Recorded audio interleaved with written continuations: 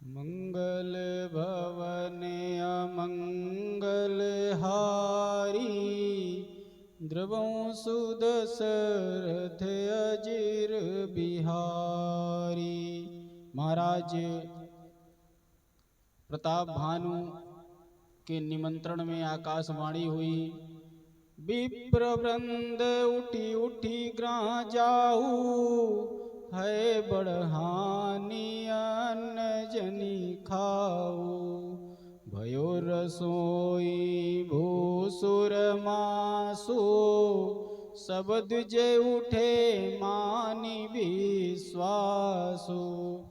आकाशवाणी सुन करके सभी विप्र खड़े हो गए और क्रोध में श्राप दे दिया, हे राजन, तेरा कुल एक वंश में नाश हो जाएगा। महाराज पुनः आकाशवाणी होती है। कहते हैं पहली आकाशवाणी उस काल केतु ने करवाई कि ऋषि लोग, ये ब्राह्मण लोग श्राप दे दें।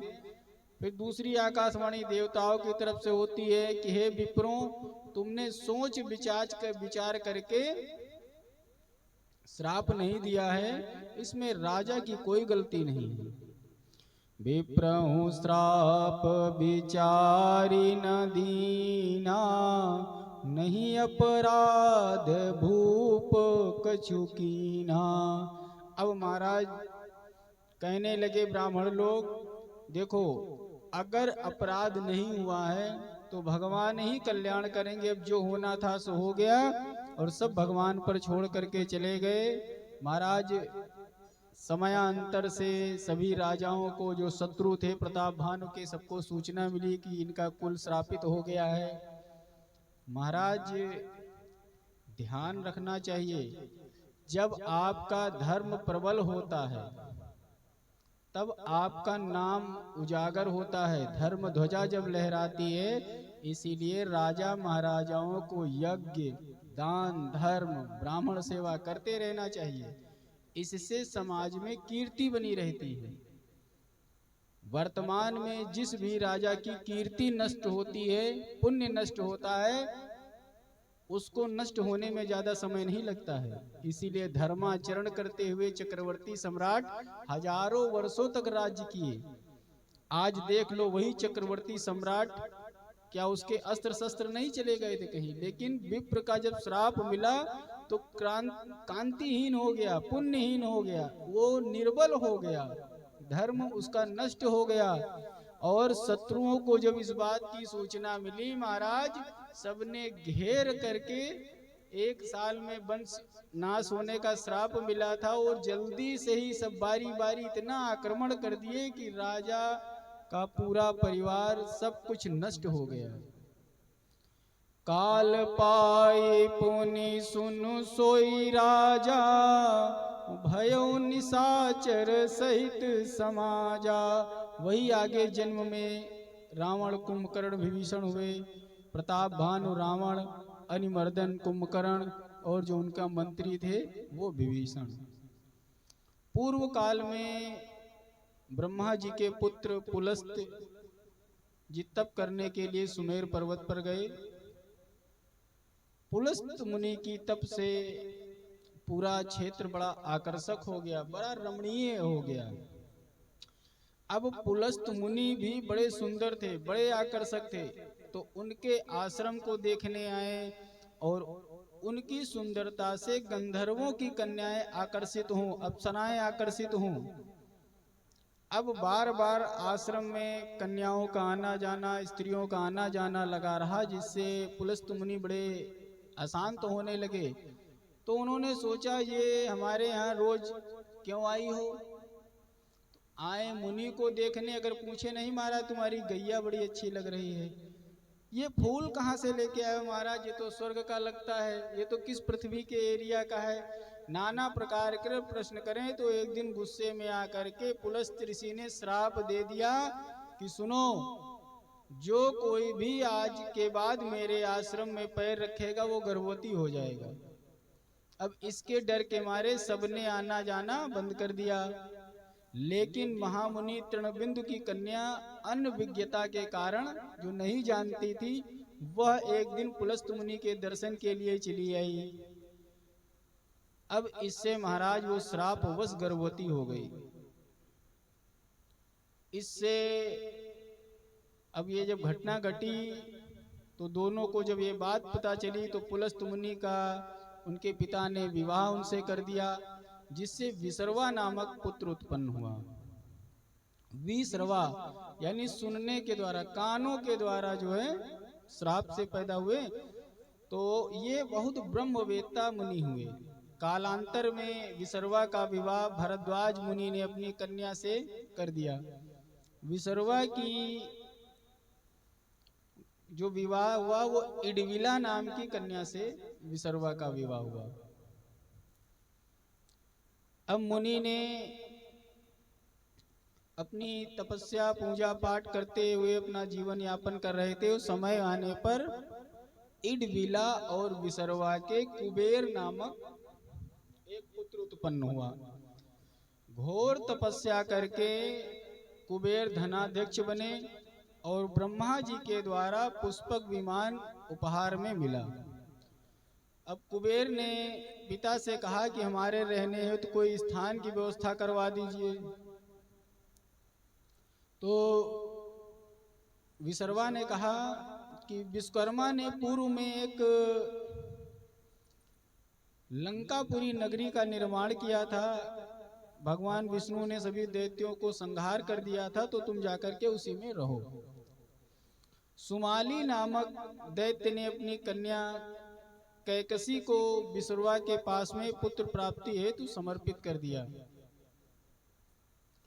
तो विसर्वा बोले उचित है, परंतु यह समय अनुकूल नहीं है।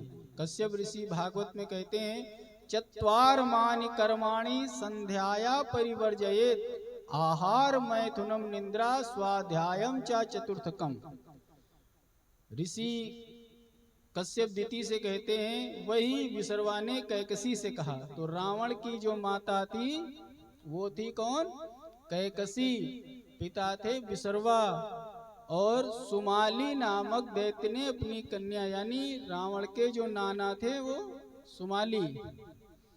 अब समयांतर पर कहते हैं कि हर चीज का एक देखो होनी जो होती है वो करवा लेती है। आदमी कभी भी ये नहीं समझता है कि हम कर रहे हैं, नहीं, आदमी तो यही समझता हम कर रहे हैं, लेकिन जो कुछ हो रहा होता है वो भगवान की लीला होती है।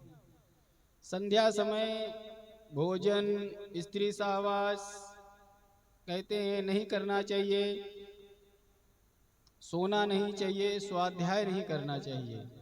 क्या करना चाहिए फिर?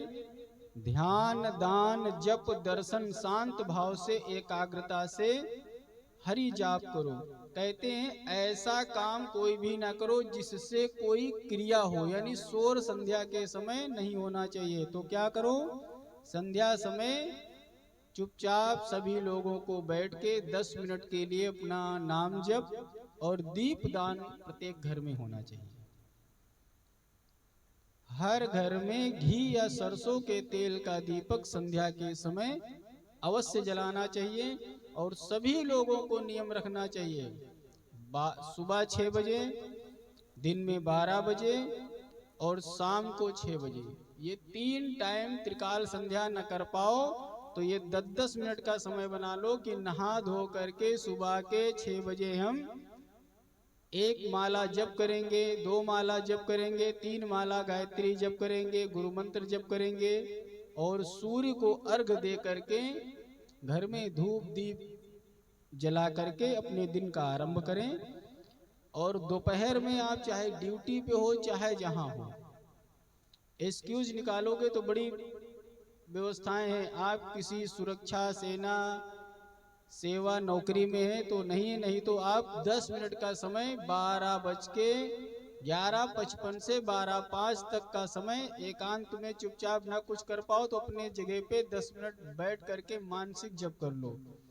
और अगर आप किसी सेवा में हैं तो जैसे ध्यान रखो 12 से 2-3 मिनट के लिए चुपचाप मौन रख के अपना काम कर लो। शोर नहीं होना चाहिए, शब्द उच्चारण नहीं होने चाहिए। यही संध्या काल 6 बजे अपना नाम जप करिए और घर में दीपक जलाइए। ये संध्या कहा जाता है। अब इसी से कैकसी के गर्भ से उत्तम कुल होने के बाद भी दुष्ट पुत्र उत्पन्न हुए। एक महाराज कैकसी ने कहा कि मुनिवर, आपने जो श्राप दिया है या आशीर्वाद दिया है, तो जब ये महान दुष्ट होंगे तो हमारा फिर वंश कैसे चलेगा, जिसके लिए हम अपने पिता की आज्ञा से तुम्हारे पास आए हैं। तो कहते हैं कि एक भगवान का भक्त पुत्र होगा, बाकी दुष्ट होंगे। तो एक कन्या हुई शूर्पणखा, रावण, कुंभकर्ण और विभीषण का जन्म हुआ, और एक उसकी बहन हुई शूर्पणखा। कैकेयी ने, और देखो कैसे किसके संस्कार होते हैं। जन्मजात रावण इतना दुष्ट नहीं था, लेकिन कैकसी जब देखो तब दिखाए। देख लो अपने बड़े भाई को, अपने सौतेले भाई को धनाध्यक्ष बना बैठा है, पुष्पक विमान से आता जाता। इसका ऐश्वर्य देखो, इसका बल देखो। दिन रात जब सुनाती रहे तो रावण को महत्वाकांक्षी बना दिया।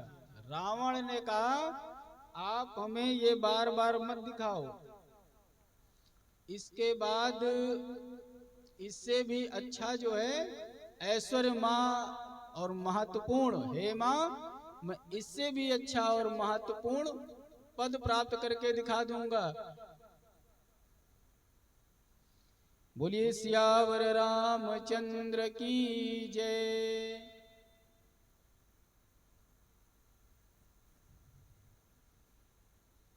महाराज रावण तपस्या करने के लिए चला गया, और रावण के साथ में कुंभकर्ण और विभीषण भी तप करने के लिए गए। और कीन विविध तप तीनिव भाई, परम उग्र नहीं बरनी सो जाई। जय विजय श्राप सनकादिके, जय विजय श्राप सनकादिके, त्रेता में निश्चर विकट हुए। 10 कंधर कुंभकर्ण बन कर पृथ्वी पर वे ही प्रकट हुए। इन दोनों में अत्यंत क्रूर विख्यात बलि 10 कंधर था, जिसके भुज दंडों के बल से थर्राता सकल चराचर था। तपस्या करके रावण ने विभिन्न आशीर्वाद, दिव्यास्त्र, शस्त्र ब्रह्मा जी से प्राप्त किया, शिव भक्ति से ईश्वरीय कृपा प्राप्त की, और स्वयं यज्ञ और सिद्ध करके तमाम तांत्रिक प्रयोगों से अस्त्र शस्त्र प्राप्त किया।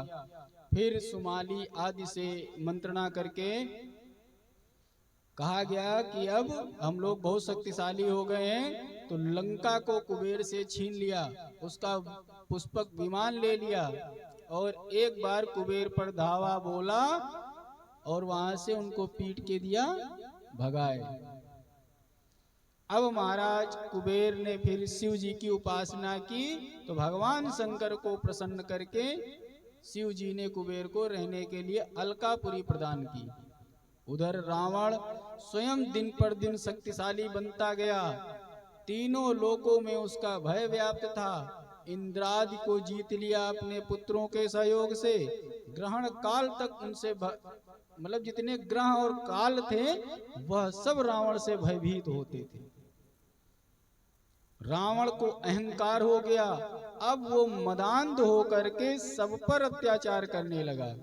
यौवन मद, पद मद, अर्थ मद, ज्ञान मद, ये चारों मद, एक मद अगर किसी को हो जाए तो अत्याचार कर देता है, उसको तो चतुष्टय प्राप्त था। वो हर समय युवा और सबसे बड़े पद पर आसीन, सबसे बड़ा धनाढ्य, सोने की लंका में रहने वाला और सबसे बड़ा ज्ञानी। महाराज बहन शूर्पणखा का विवाह कालखंड के वंश में विद्युत जिह्वा नामक एक राक्षस था, उसके साथ में हुआ। रावण का विवाह विश्वकर्मा दिति मय के पुत्र कि मय के पुत्री मंदोदरी से हुआ और उनसे मेघनाथ का जन्म हुआ।